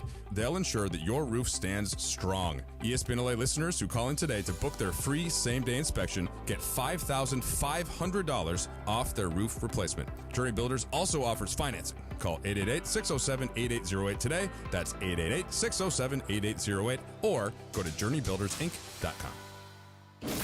Travis Rogers and DeMarco Farr. Back tomorrow at 9 a.m. after Clinton and Friends. You know what? I not officially, but I'm at least considering becoming what? An e-bike guy. Really? Yeah. Got a problem with that. Why? I got a problem with that. Why? What's the purpose of a bike? To get from A to B. A little exercise. No, not necessarily. I get plenty of exercise. Pedaling, it's you. Yeah, It's manual. I pedaled a little bit. Why not just get a motorcycle then? Because I don't want to ride a motorcycle. This only goes 25 miles an hour, not 125 When you miles an come hour. in with a broken arm. Thank you. We borrowed e-bikes from our friends yesterday. Yes. And we rode down to Dana Point Harbor and had lunch. It was great. Got back on the bikes, tooled around down through the harbor and around. Got home. I wasn't sweaty. It was phenomenal. You're selling me. Weekday mornings at 9 a.m. It's Travis and DeMarco on 710 ESPN. Hey guys, double down with me, Cappy, at the $10,000 blackjack tournament June 6th at Park West Bicycle Casino, 888 Bicycle Casino Drive in Bell Gardens. Join us for a live broadcast from 3 to 6 p.m. and say double down with Cappy at the Player Rewards Desk for a free entry into the tournament, which starts at 7 p.m. sharp. Live radio, real cards, big prizes. Seats are very limited, so lock in yours now. RSVP for more info on the tournament details at espnla.com. Individuals and businesses with tax problems, listen carefully. Do you feel like you're losing control of your finances? If you owe over $10,000 in back taxes or have unfiled tax returns, we can help you take back control. The IRS is the largest and most aggressive collection agency in the world, and they can seize your bank accounts, garnish your paycheck, close your business, and file criminal charges. Take control of your tax problem now by calling the experts at U.S. Tax Shield and take advantage of the Fresh Start program and new laws that may allow us to negotiate a settlement for the lowest amount possible. Our team of tax attorneys and enrolled agents can stop collections and get you protected so you can take control of your financial future. U.S. Tax Shield offers a price protection guaranteed quote to get you protected today. U.S. Tax Shield is A+ rated with the Better Business Bureau, so call now. 800-687-5192. That's 800-687-5192. U.S. Tax Shield. 800-687-5192. All the latest surrounding the Lake Show, right here on Lakers Talk with Andy Kamenetsky. Lakers Talk is presented by Hoag Orthopedic Institute. When pain keeps you from doing what you love, Hoag Orthopedic Institute gets you back to you. Visit HoagOrthopedicInstitute.com to get the help you need today. Now back to Lakers Talk with Andy Kamenetsky. Yonder don't know nothing about no Tim Duncan. The kids in back don't even know who Tim Duncan is. They don't even know who Tim Duncan is. It's funny because Reese was like, "Yeah, I didn't see much of Tim Duncan. Maybe his final year." Reese was not alive when Tim Duncan was playing. I'm not 100% sure that guy was even alive during maybe like the last 3 years of Tim Duncan's career. Like, you know, Reese like 15 or something. He has no idea. No idea anything about Tim Duncan. But you know who does know Tim Duncan? You know what? We'll throw this out right at the beginning before we even get into the finals and the Lakers. I am joined by the co-host of Locked On Bulls and one of the many hosts of Locked On NBA for the Locked On Podcast Network, Haize, joining me right now. Haize, let me ask you something that the people in the back were arguing right now. First of all, how are you doing? Doing all right. How you doing? Good, man. Second, there's a debate going on in back right now. Who was better, Giannis or Tim Duncan? And a lot of this, by the way, is being debated by kids too young to have even seen Tim Duncan. But what are your thoughts on this? It's definitely Tim Duncan. Tim Duncan not only was such a well-rounded defensive player, and he didn't win Defensive Player of the Year award because of a lot of things going on, but he was so good and so sound defensively, on top of what we all know that he did offensively. Like, Tim Duncan was one of the most well-rounded players in the history of the NBA. I think he didn't have, like, the most exciting game, so he gets overlooked, especially by some of the younger crowd, but Tim Duncan definitely better. Yeah, absolutely. I mean, that's my thought as well. Like, if you want to say that Giannis is the more, like, naturally talented player, like in terms of just inherent talent that could be harnessed, okay. But in terms of the better player, I agree with you. I think it is Tim Duncan for sure. The overwhelming consensus for this NBA Finals, if not unanimous among the pundit class, is that the Thunder will win this series relatively easy against the Pacers. 5 games, maybe 6. Are you buying this? Yeah, I mean, I think there's a lot of reason to think that. The Pacers, I think, are going to have to, if they want to prove that they can go further than that, they're going to have to win one of these first 2 games on the road. I think that's just a necessary thing for them. But I do think people are, like, overlooking a few things with the Pacers. Like, they have right now the coach that's coached the best throughout the playoffs, Rick Carlisle. He also has experience in coaching, and we've already seen how, like, coaching can definitely make a difference in a situation like this. But the Pacers are going to have to play almost mistake-free basketball on the offensive side of the ball if they're going to want a chance against the Thunder. Well, and talking with Haize, the co-host of Locked On Bulls, Locked On NBA, one of the things they have going for them in terms of that goal of trying to play mistake-free basketball is the main guys who handle the ball for the Pacers, Tyrese Halliburton, but also Andrew Nembhard, T.J. McConnell, they don't turn the ball over. Like, I discovered this today, and it's pretty amazing. There is nobody on the Pacers in these playoffs averaging 2 full turnovers a game. Like, they are really good at taking care of the ball. Yeah, and I think that just comes down to the execution. Like, they are so sound in the way that they go about their business. And that's something that's showed itself in every one of the series that they've had so far. They never get too far down, even when they're down in a big deficit. They just go out and operate their system. I think that goes back to the players they have executing the system that they have. And then they're one of the better half-court offenses in the playoffs right now, too. They're way better half-court offense than the OKC Thunder, who I think this series naturally is going to be a fast series. But if it does have to slow down, it's actually going to play into the hands of the Pacers, I think, more so than the Thunder. Why is that? I mean, I think that is just how the patience of the Pacers as well as coaching. Like, a lot of it does go back to Rick Carlisle. He just has them sound, but like you said as well, they don't turn the ball over.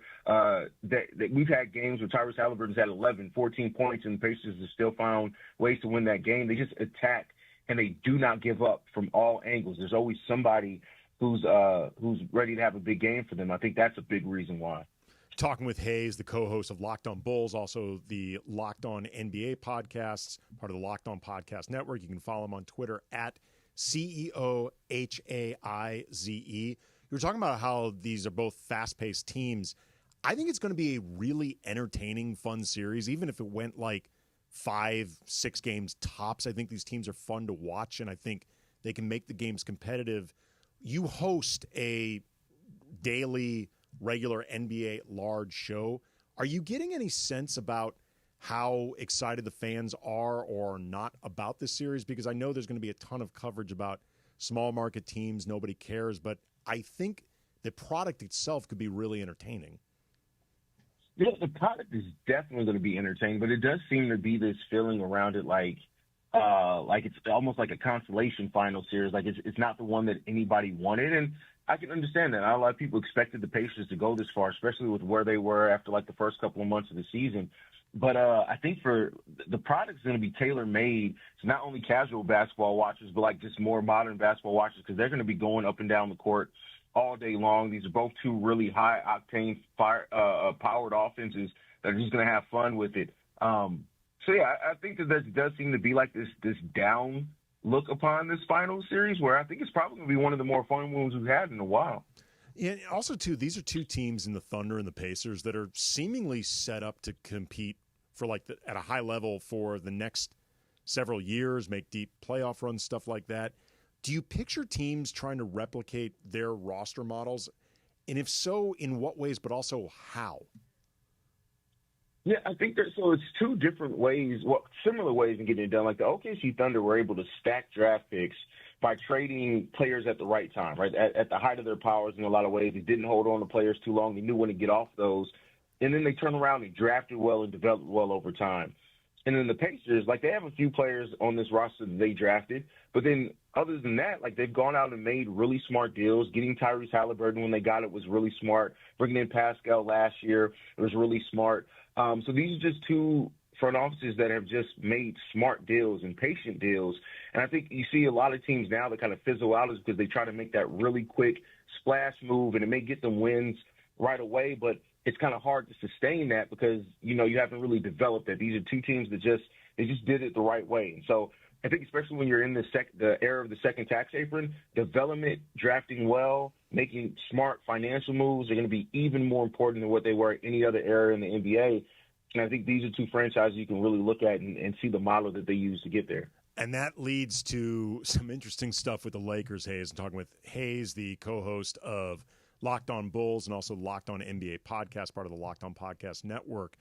It is officially now the Luka Doncic era for the Lakers. LeBron obviously still matters, but it's Luka's team. LeBron's even said it as much. The Lakers need to find ways to upgrade the roster, but they don't have a ton of assets. They have barely any draft picks, and they're not a team that really looks to develop young players like you were talking about before as one of the ways to try to replicate the Pacers or the Thunder. Where do you think the Lakers should go from here during this offseason?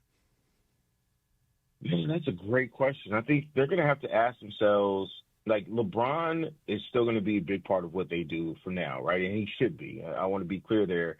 But they're going to have to ask themselves how much of this roster are they willing to remodel based off what they saw last year after the Luka trade, because the Luka, Austin Reeves, LeBron, that trio, they barely had a positive plus-minus, and that was because of a couple of games at the end of the season that had that. They were basically negative plus-minus when they were on the court together the majority of that time.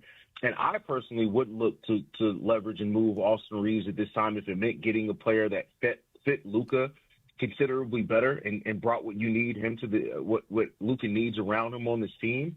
And that's really what the Lakers are going to have to do. They're going to have to not be afraid to move just about any asset because you got to make a decision on Luka's contract extension soon, which I know the Lakers are going to offer him whatever he wants, but just that risk of him leaving, they can't afford that. So they're going to have to, I think, put everything out on the table this offseason and be very aggressive about going out and getting that center and some shooting around Luka. Okay, I want to get to some, in a sec, specifics in terms of potential targets for shooters, centers, that sort of thing. But you brought up Austin and the possibility of moving him, or the Lakers needing to at least consider this. Haize, talking with Haize, co-host of Locked On Bulls and Locked On NBA podcast, part of the Locked On Podcast Network. You can follow him on Twitter at CEOHAIZE.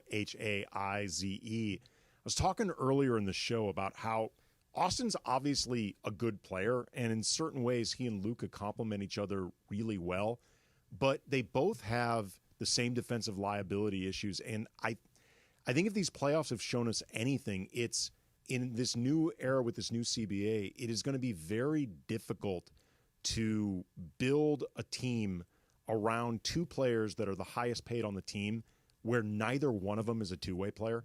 If you look at the Thunder, they've got, I consider Shea a two-way player, but even if you don't, Jalen Williams, he's not even paid yet, but when he is, he's definitely a two-way player. Chet is a two-way player. Miles Turner and Pascal Siakam are both two-way players. The Timberwolves have Ant, who is a two-way player. The Celtics, if everyone's healthy, Brown and Tatum obviously are. It is, I think, really difficult to build a sustainable model moving forward when your two best guys, neither one of them is two-way. Do you think that is a legit concern for the Lakers moving forward?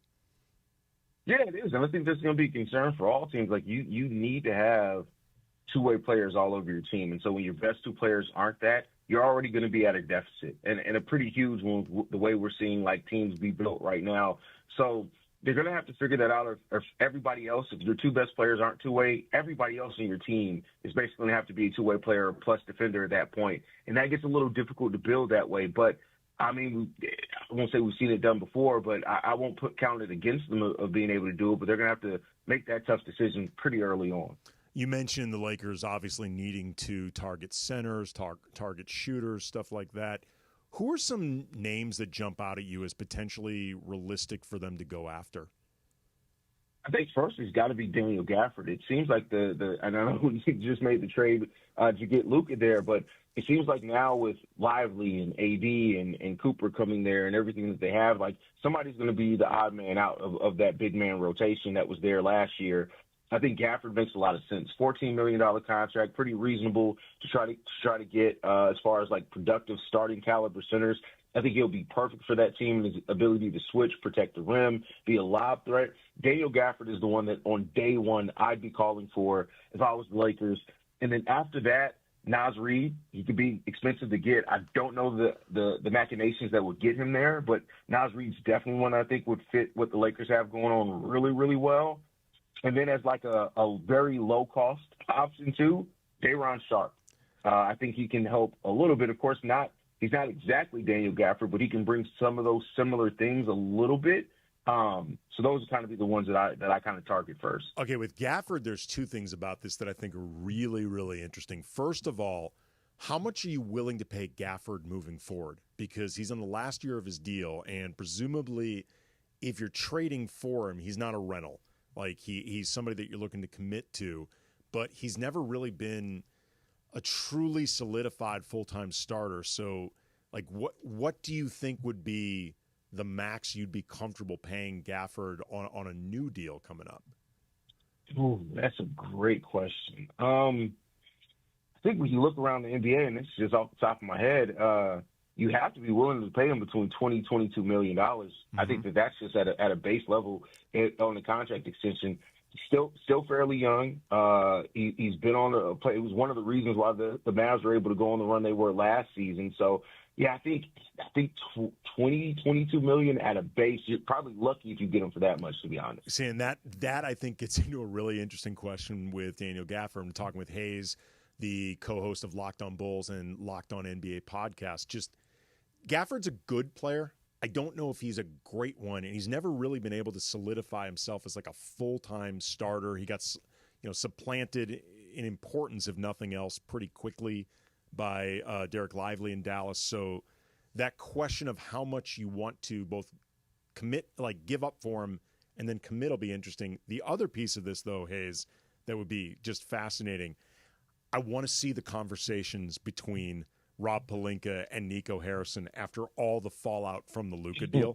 Like, I mean, that you've got to make that like a pay-per-view event or like a reality show. Like, you've got to give us cameras.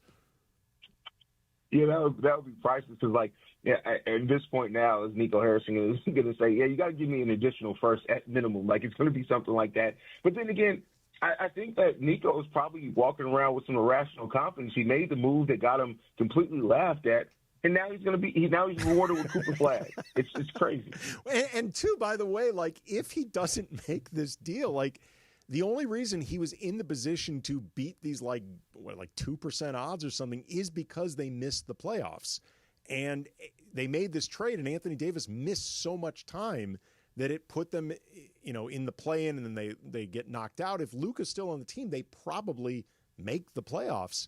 And then they don't get Cooper Flag, and then you're right. Nico can't convince himself that he's totally validated, even if he did something crazy.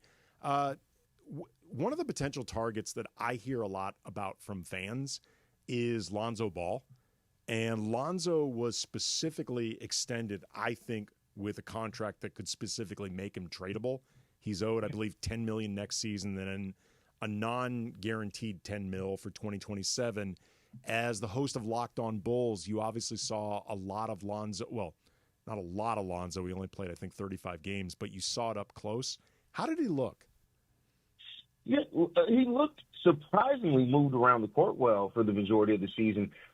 His shot didn't come back. Like, that's the one thing. Like, he's not getting the same lift on his jump shot, and you can see that there's definitely something there. But as far as defensively, getting in passing lanes, all that, almost right away he looked like Lonzo Ball, and I was really surprised to see that. So that part of it is very, very promising. I know his season ended early with another injury, unfortunately, with his wrist. But as far as everything, as far as the lower body mechanics, everything that he needs to get into his defensive stance, the sliding, everything like that, that all looked very much like Lonzo. Not as much as getting out in the fast break as like what he looked like right before he went down with his injury. But besides that and shooting, he looked like Lonzo Ball to me. So that's very promising. From your understanding, it was obviously a serious enough injury to the wrist that it kept him out. But in terms of recovery, are they expecting him to be back, not deal with, I guess, the latest setback, unfortunately for him, as he's just had all these injuries? Yeah, it seems like he's expected to be back well before training camp. It was something where they needed to keep the wrist stationary so it didn't turn into a grade 3 sprain, which then would have needed surgery. So they caught it early enough to avoid that, which is really good. You don't want Lonzo under the knife again. The one concern that I have as far as going long term with it is that his shot already wasn't there, and now I worry about that wrist. Is that gonna put him even further behind the 8 ball on that? But he does so many other things, even without shooting the ball effectively. He was the best player as far as plus minus and on off court numbers when he actually played. You just got to get Lonzo. If you can keep Lonzo on the court, he's gonna be able to make a positive impact for you. And that's really interesting too, because Haize, and we're talking with Haize, the co-host of Locked On Bulls and also the Locked On NBA podcast. Follow him on Twitter at CEOHAIZE. If Lonzo could stay on the court and that shot did come back, he seems to me on paper like a potentially really good guard to put alongside Luka Doncic, because he can do some playmaking, he can do some pick and pop scoring, stuff like that. He can help run on the break, but also too the defensive assignments that he can pick up, not just along the roster, but just the stuff that you don't want Luka to have to do. Again, there's a lot of things that need to go well with this for Lonzo, but he seems, at least on paper, a theoretical, like a pretty good fit with Luka. Oh yeah, I think if he's on the court, I think he can fit well with just about. That's the beauty about Lonzo Ball in his game. He really can fit in just about any type of system and any type of scheme, because what he does well is things that every team needs. He defends well, he passes well, he rebounds well. He's a great decision maker in transition. Like, those are things that I think transfers to just about any type of team. In the half court, he's really good too, as far as passing wise there. So yeah, I think if you were to pair Lonzo with Luka, I think that would be a really good pairing to kind of cover up, like you said, some of those shortcomings of Luka, especially in half court and pick and roll defense. He is Haize. He is the co-host of Locked On Bulls and the Locked On NBA podcast, part of their daily coverage of the league. You can follow him on Twitter at CEOHAIZE. Appreciate the time, brother. Great stuff. Thank you. Anytime. Thanks for having me. Lonzo Ball. That could be interesting. All right, coming up, going to take a few of your calls, 877-710-ESPN. I see y'all holding them and get to you. Also, we're going to get to DeAndre's evaluation of prime Tim Duncan and that question of who is better between prime Tim Duncan and prime Giannis. That is coming up next. Generational debate. We're going to have it on Lakers Talk, 710 ESPN. Hey guys, it's Sedano. Flashy discounts, gimmicky sales? Don't fall for it. At Hernandez Wholesale Flooring, we give you honest, wholesale pricing all year long. No bogus markups, no tricks, just the best floors at the best prices. Call 866-62-FLOOR. No sale beats wholesale. Hernandez Wholesale Flooring, check them out at hernandezwholesaleflooring.net or call them at 866-62-FLOOR. For the best prices on hardwood, carpet, and more, call 866-62-FLOOR. After a historic night at BMO Stadium, the black and gold are heading to the global stage. It's over! LAFC have won! They're going to the Club World Cup! Congratulations to LAFC for punching their ticket to the FIFA Club World Cup. Say hello to Group D, baby! And say goodbye to Gloom America! And you heard it all here on the home of the black and gold, 710 ESPN and the ESPN LA app. Oh, the celebration at BMO! Hello, I'm Richard Navarro, General Manager at Fleming Steakhouse and Wine Bar in downtown Los Angeles, where unforgettable dining meets the heart of the city. Whether it's prime steaks, fresh seafood, or your handcrafted cocktail, we're here to make your next experience out exceptional. Call us today at 213-745-9911 to reserve your next table. We're open for lunch and dinner. Fleming's, where great steaks, good times. Call at 213-745-9911.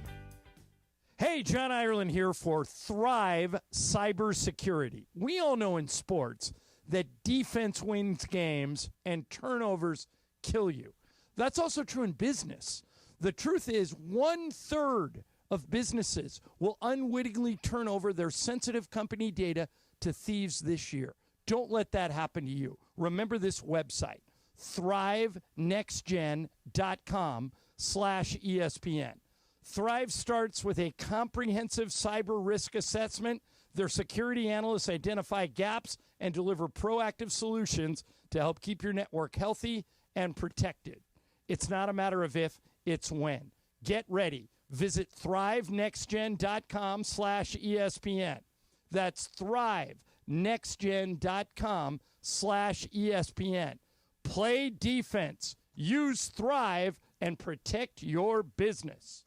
Individuals and businesses with tax problems, listen carefully. Do you feel like you're losing control of your finances? If you owe over $10,000 in back taxes or have unfiled tax returns, we can help you take back control. The IRS is the largest and most aggressive collection agency in the world, and they can seize your bank accounts, garnish your paycheck, close your business, and file criminal charges. Take control of your tax problem now by calling the experts at U.S. Tax Shield and take advantage of the Fresh Start program and new laws that may allow us to negotiate a settlement for the lowest amount possible. Our team of tax attorneys and enrolled agents can stop collections and get you protected so you can take control of your financial future. U.S. Tax Shield offers a price protection guaranteed quote to get you protected today. U.S. Tax Shield is A+ rated with the Better Business Bureau, so call now. 800-687-5192. That's 800-687-5192. U.S. Tax Shield. 800-687-5192.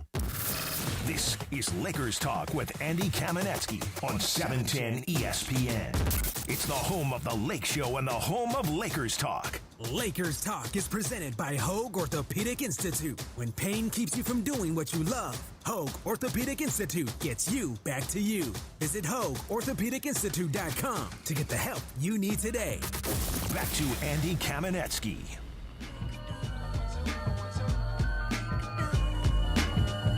It's been a Native Tongues Lakers Talk show. A little De La on the heels of Tribe.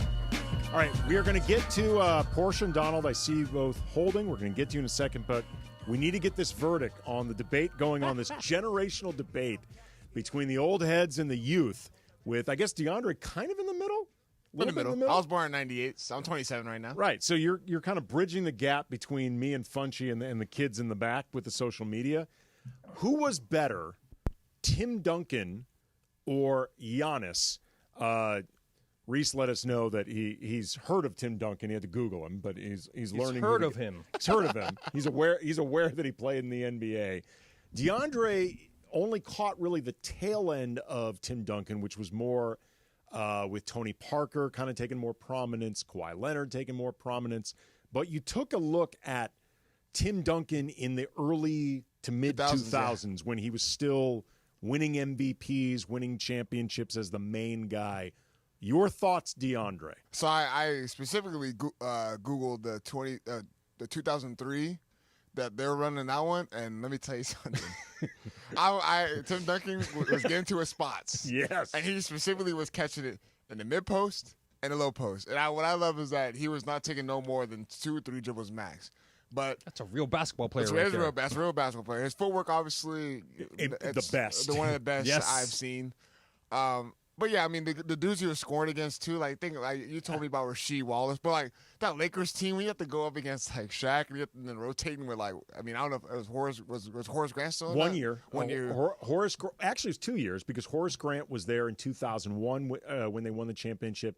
2004 when they went to the finals, lost to the Pistons. Horace Grant though was hurt during that run. But still, like we mentioned it during the break, like the run he had to go through in that Western Conference was difficult. And it's the fact that he was putting in numbers and rebounding and defending on the other end. I mean, you got to give him a lot of credit. A lot of credit. That's very big of you. You've got to. Oh, come on! You were telling me you've got to give multiple-time MVP. A lot of credit. He was like clowning the defenders of Tim Duncan, like Bo Outlaw and stuff like that. I'm like, yeah, what, I mean, there's what a are you supposed to do? I mean, there's a clip like, come on, man, Bo Outlaw. I mean, are you saying that there were no Bo Outlaw level wing defenders who went up against Giannis? No, for sure. Nah, I'm not gonna disrespect Tim Duncan like that.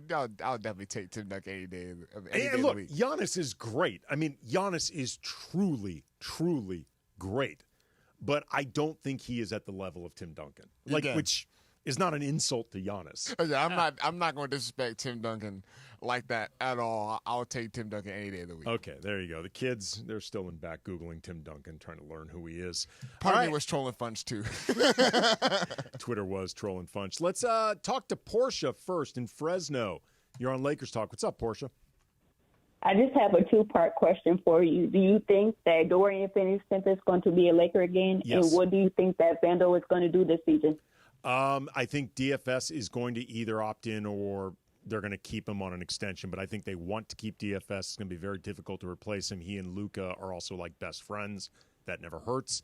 As far as Vando, he talked during his exit interview about this being the first offseason in a long time where he's healthy, and that he thinks that being healthy in the offseason can help him really ramp up a lot of training that he hasn't been able to do. My hope is that specifically he works on finishing, and appreciate the call, Portia. Like, for all the focus on Vando's lack of outside shot, and it's not ideal, whatever, I think the real problem is he does not finish nearly well enough around the rim for a guy of his athleticism, but also, like DeAndre, the skill set. Like, he's somebody that rebounds. He's somebody that plays with physicality. It's, to me, a much bigger – he's also somebody that can move on the short roll, stuff like that. I think it's a much bigger problem that he doesn't finish as opposed to the shot. There's sometimes he won't even look at the basket. Yes. He'll catch it, and he won't even, look to score. When he's right under right, the rim. right underneath it. He's kicking right back out. I'm like, nah, man, in that scenario, you have to at least put up a shot. You have to. And again, it might be a difficult shot for him or whatever the case is, but like you said, I'm pretty sure J.J. Redick can draw up something to put him in the right spot to be successful offensively. Oh, yeah, absolutely. If he were more confident and more effective, I think, around the rim, I'm not that concerned that he can't shoot. I mean, I know he works on it, but I think he should work on finishing. Like, that he should spend his whole summer, I think, working on nothing but that. He should get a soft touch. You know, I mean, obviously two different sides, but Zubac, you know, he catches it in the short corner, does a little soft little floater around the rim. If Vanderbilt was to get something like that, you know, a little soft touch around the rim would be good. Man, they lost that trade. The Lakers lost that. Yeah, two different sizes that we're comparing, but I'm just saying, as far as the touch. They lost that Zubac trade so badly. Donald in Cerritos, you're on Lakers Talk. What's up, Donald?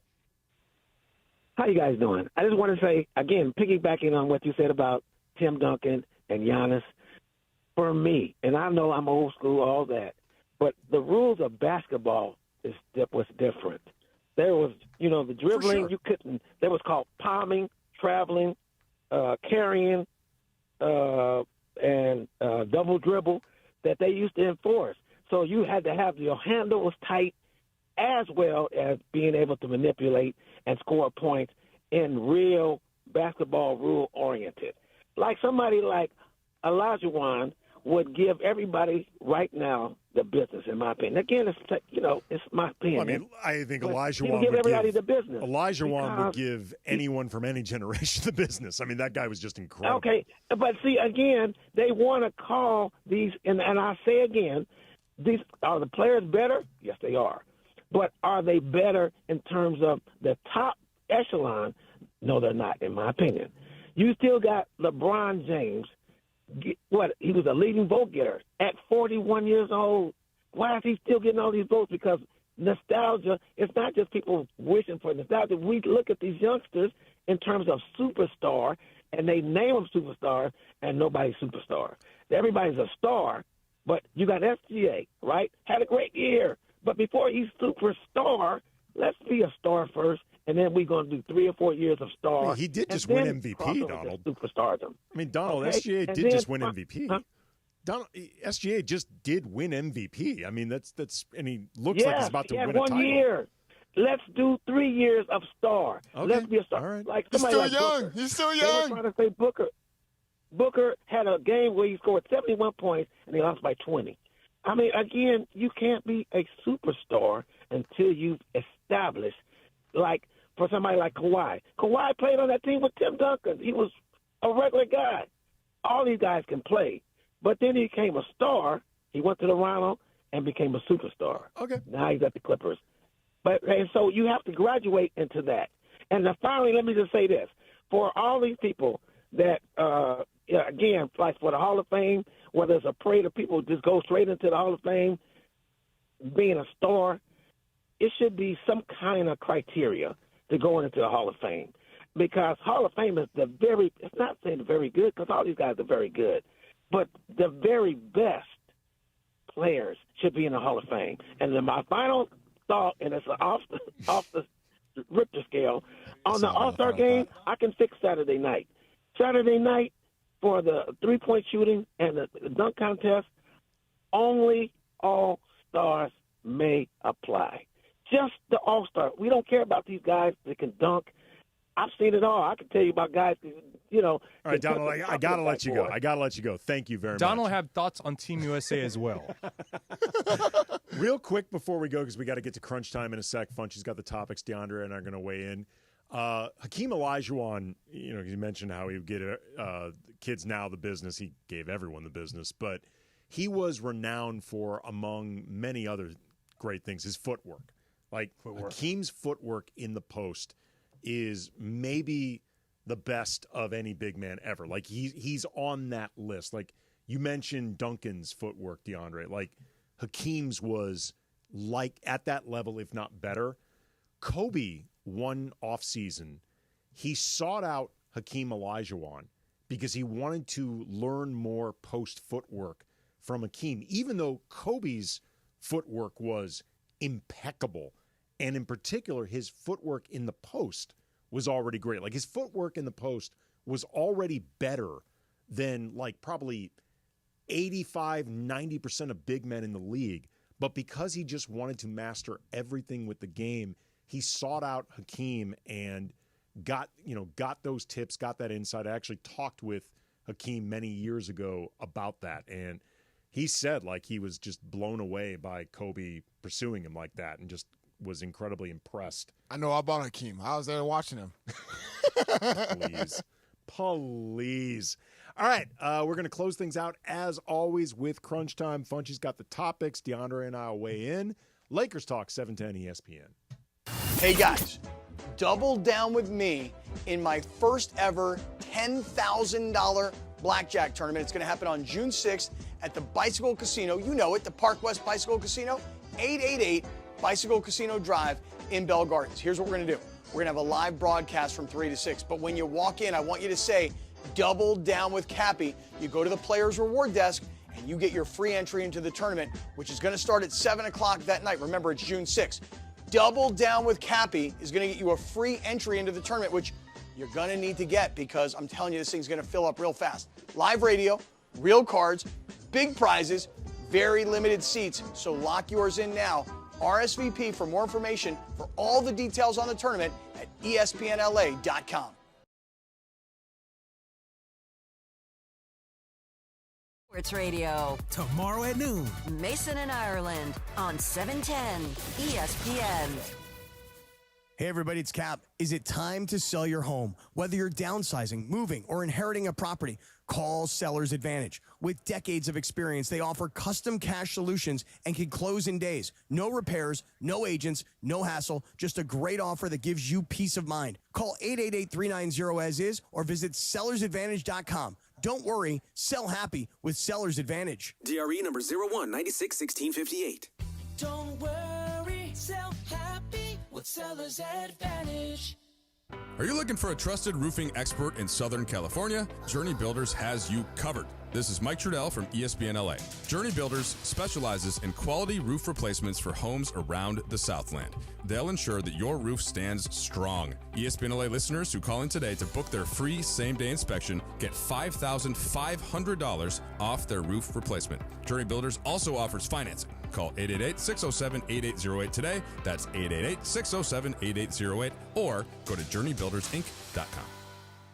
Hey guys, have you checked out the all-new Park West Bicycle Casino? With a new owner, fresh renovations, and upgraded amenities, it's a whole new way to experience LA's premier table game casino. From poker, blackjack, ultimate Texas Hold'em, and Baccarat, they've got all the action for ESPN LA listeners. Brand new players who sign up for their Players Reward get $30 in match play. Just say, Cappy sent me to get $30 in match play. Park West Bicycle Casino. Please gamble responsibly. Problemgambling.ca.gov. 1-800-GAMBLER. GEGR-001291. GAR-001292. GAR-001298. BSIS license number 1358. This is an ad by BetterHelp. BetterHelp recently surveyed over 16,000 people and found that while 75% of people believe it's wise to seek support, only 27% of Americans are in therapy, and people stay silent to avoid being judged. At BetterHelp, they have over 10 years of experience matching you with the right therapist. We're all better with help. Visit BetterHelp.com/timeout today for 10% off your first month. That's BetterHelp.com/timeout.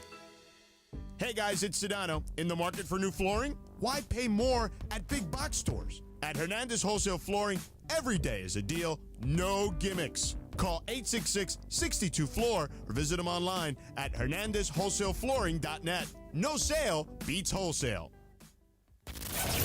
It's crunch time on Lakers Talk.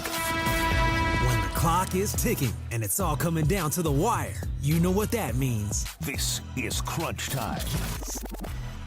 All right, as we always do, we close out Lakers Talk with a little crunch time. Funchy's going to throw out some topics. DeAndre and I are going to weigh in. What you got, Funchy? I guess I am becoming get off my lawn guy now, huh? Jeez. Tim Duncan was pretty damn good. He was. He was really good. We have the finals. NBA finals are set. OKC, Indiana, but there was two losers in the conference finals. Mm-hmm. We had the Knicks losing to the Pacers, and it had the T-Wolves losing to OKC. What's going to happen with them in the offseason? We'll start with the Knicks. Why don't they just combine together and the Knicks sign and trade for Julius Randle, and they trade Cat back to the Wolves? Just see if, maybe third time's a charm. We both tweak things a little bit on the other side, see how this works. It kind of seems like they both need to be back in their old teams, man. It's funny, though, because it's hard to say that either of these teams had bad seasons. They both went to the conference finals. And in the case of the Wolves, they are on... They outplayed what they were supposed to go to, Dude, yeah. Well, they're on, by franchise standards, a historic run. This is the first time they've been to back-to-back conference finals in franchise history. This period right now for them is the most successful ever. And to be honest, for the Knicks, this is the most successful they've been in 25 years. So it's going to be really tricky. You don't want to overreact on either side. Overreact. I feel like one of them is going to do something drastic after this. And it's probably more likely New York. I would say that if it wasn't Leon Rose in charge. He's been largely pretty good with running this team, and it seems like Dolan leaves him alone. James Dolan, their famously meddlesome owner. And the Wolves now, they have new, hopefully stable ownership with A-Rod and Lore. Well, do you hear about the big rumor going around Minnesota now? What? Kevin Durant. They apparently made inquiries before the deadline. That's what I'm saying. I saw Kevin Durant's name linked to Toronto as well. I saw a whole bunch of But Toronto. Kevin Durant, they said they're looking for an alpha in Mini, so... How on earth is anybody more alpha than Ant? That's what I was going to say. What do you want? You want a player to stab someone? How much more alpha can you be than Anthony Edwards? He was already a bad guy in the Adam Sandler movie. He was great. He was great in that. He would. Okay, on Locked On Lakers, we interviewed the film critic Amy Nicholson from the LA Times, who she's a great film critic, but she also happens to be a big Laker fan. Mm-hmm. When she watched Hustle, She did not realize that Anthony Edwards was an NBA player. Get out of here. This was still really early in Ant's career. Yeah. She just thought he was a really good actor. Like, she really thought he was just they found a really convincing basketball player who could act. He was great in Hustle. Really, really good. My wife still talks to him to this day, about his performance in that movie. He was really good. Yeah. And she cheers for him every time she sees him. He's a charisma. Again, like, honestly, I think Anthony Edwards is more alpha than Kevin Durant. I don't think it's even close. Yeah, but it's Kevin Durant. No, Kevin Durant's been a better player than I don't think he's still better than Ant. Oh, no. But he's won in ways that Ant hasn't. But if you're comparing alphas, Ant's way more of an alpha personality than KD. Yes. Hopefully one of these teams make a big move, and hopefully it's Minnie. But I don't. Timberwolves are like what they have now. Don't make a big. You don't need to make a big leap like that and get Kevin Durant. You can plug in. I want to call him plug him in, but Kevin Durant can score in any ways that can help Minnesota because that's what they desperately needed. They needed someone that can actually go out there and score with Anthony Edwards. But I can see Minnesota panicking. They made the conference finals 2 years in a row. They got to do something to get over that hump. I mean, the way to get over the hump may just be Anthony Edwards continuing to take that next step in his game. Like, it's funny. Like, since they got bounced, I've heard a lot of media talking about, crowning him as Michael Jordan. Yeah, everyone got ahead of themselves. Everyone needs to relax. And to some degree, that's true. But at the same time, he's basically on the same chronological timeline in terms of getting through the playoffs as Michael Jordan. Because Jordan went 6-0, everyone forgets that he actually lost a lot along the way. Thanks again to Haize